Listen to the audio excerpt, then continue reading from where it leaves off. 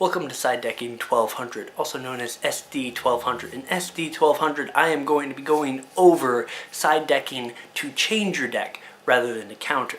So siding to change your deck is the idea of using almost all of the cards in the side deck to alter your strategy significantly so that way your opponent doesn't know how to react in game 2. So the theory of this kind of comes down to the fact that most main decks are only 40 cards and side decks are 15 cards, meaning that almost half of your deck can be utterly and completely changed with your side deck, which is very big because a lot of times those 20 cards are often just staples that you're running to help bump up your deck to that next effective level. So you could ultimately change your entire theory of the deck to confuse and manipulate your opponent into actually helping you depending on your strategy. Side decking to change is much more effective in large archetype or decks with multiple different combos and strategies. So with that in mind, what I'm really talking about is a deck that could either go from doing massive combo OTKs to a very stall, very control build, depending on a couple cards of that archetype are just cards that you can throw in that then help your playstyle a 180 flip direction. So from going all out, always attacking, to being very passive and waiting for your opponent to do things. That is when side decking to change is most effective, when something like that can happen. Since you can only change 15 cards, that means that the other 25 cards in your deck need to be rather versatile, rather generic, good, hardy, staple cards that will help either strategy out without harming the overall goal that you're either switching to or coming from.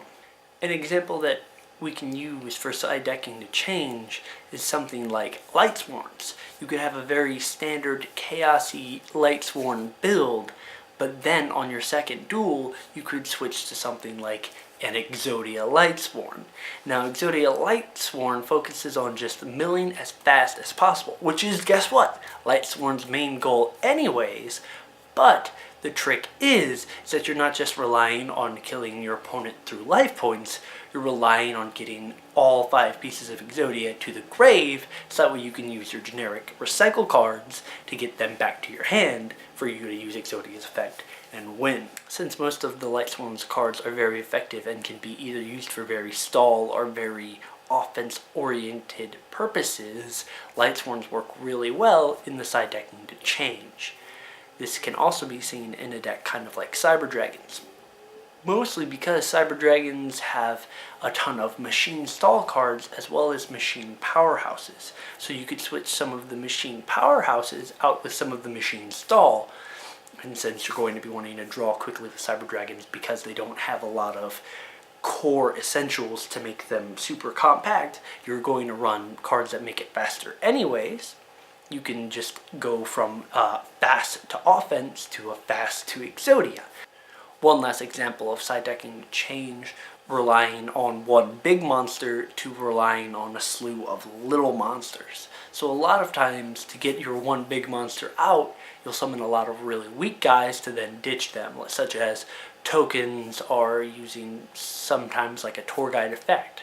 Well, instead of going just straight for the big monster, you could take the big monsters out and add even more little guys that could then just help overwhelm your opponent. So they're thinking that your focus is on getting one big bad monster out. Instead, you're going to be swarming the field. So they will have sided against large swarminess to deal with specifically one monster. And that's the gist of how side decking to change works. Don't forget to like, comment your thoughts down below, share the video, it makes me feel fuzzy, and then you and your friends have something to talk about. Have a wonderful day, YouTube. Subscribe to me if you deem me worthy. Bye.